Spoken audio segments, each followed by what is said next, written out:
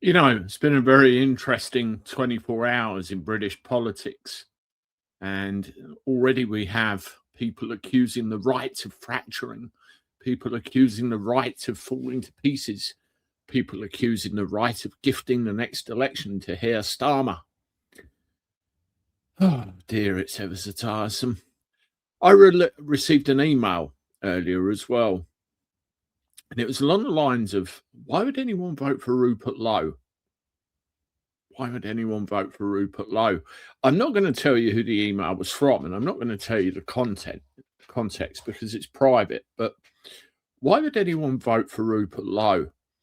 We've allowed our country, I mean, I'm referring to England in this case, but you can say Scotland, Wales, Northern Ireland, to get into a position where we are solely reliant on external forces to provide our work, labour, our NHS staff, our care home staff. To an extent, we're starting to see people turning up in police uniforms. We've got a problem whereby we've allowed thousands of individuals we know next to nothing about come into this country and get up to God knows what, God knows where, for God knows whom. We have spending that's completely out of control. We have a parliament and a government that is exercising all sorts of communistic dictatorial power. We have our constitutional inalienable rights being stripped away from us. And no one has turned around and said, damn it, stop.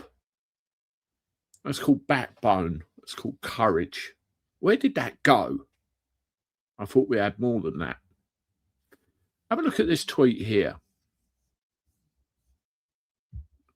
This is from Wide Awake Media. Jordan Peterson urges the UK to get its act together and grow some spine again.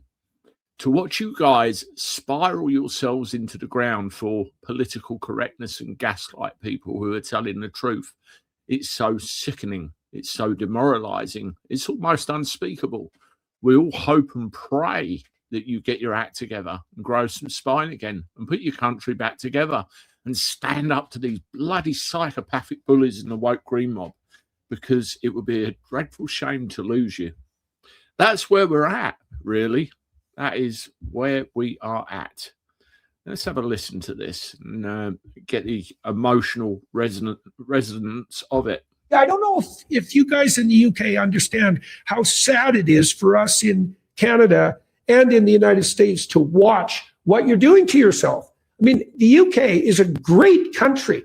When I go there, I go to Oxford, I go to Cambridge, to these remarkable places in London, see your unbelievable deep history, understand how much the world owes the UK in terms of, say, the establishment of common law and decent government everywhere, including places like India. We owe the UK such an immense debt. And to watch you guys like spiral yourselves into the ground for this idiot, weak political correctness that's gone so far that you can allow your working class women to be raped en masse sadistically and say nothing about it and gaslight people who are telling the truth. It's so sickening. It's so demoralizing. It's almost unspeakable. We all pray, hope and pray here in Canada and the US that you get your act together and grow some spine again and put your damn country back together and stand up to these bloody psychopathic bullies and the woke green mob, because it would be a dreadful shame to lose you. That's a pretty damning assessment, isn't it? A shame to lose you. That's what people are looking at. That's how people are feeling about what's going on in Britain, the outside looking in. Now, he said the UK is responsible for common law and, you know, the system of governance in other countries. It wasn't the UK, it was the English. People need to start getting that correct. Otherwise, we're going to get nowhere fast. And like I said before, you know, the title of this video is Jordan Peterson's final warning about Starmer. It's over for Britain. At the end of the day, if you have a look at Starmer, as an individual, you look at Starmer's government, they have played the political game and given us a load of, I suppose you could call it, fake guarantees of what they'd do once they were in. And it's exactly the game that every single one of these people play. Every single one of them. They say, we're going to do this better than the other guy. Or I tell you the favourite one, we are the only party that will save you. We are the only party that will stop the boats. We are the only party that will bring safety back to our streets. Does all of that ring a bell? Yes, I thought it might. And when they get in, they have no intention of and generally don't do any of what they set out to do. And it could be either they weren't going to do it in the first place, or they get in and realise the levers of power move very differently once you're in there to what you believe they were on the outside. Let me know what you think of that in the comments. Now, the structure of this country is changing, has changed. We are being diluted. You look at England, we're being regionalised into 9 regions. We've already lost London.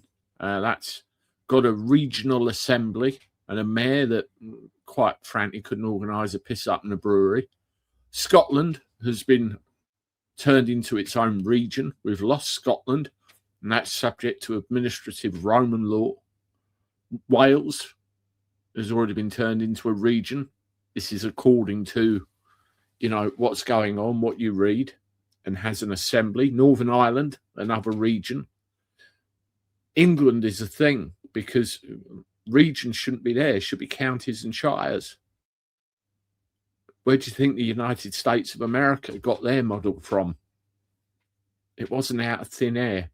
It was the English common law. And if we lose all of that, then it is over. Because you'll lose all your inalienable rights. You'll lose everything. So when people ask me, why would I vote for Robert Lowe? It's because he is the only politician that I've seen that, to my satisfaction, has said what I need to hear, firm enough, blunt enough, and direct enough. And actually, by God, sounds like he will do what he says he's going to do. And he says it will be painful. Some tough times are coming ahead. But to put us back the way we should be, it's got to be done.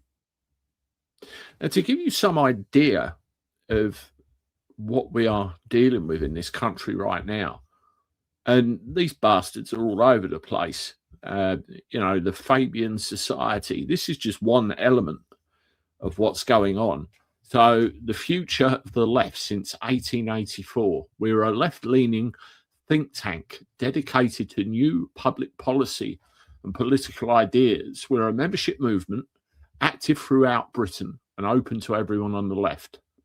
We're a democratically governed socialist society, a Labour affiliate, and one of the party's original founders. We championed and celebrated Fabianism.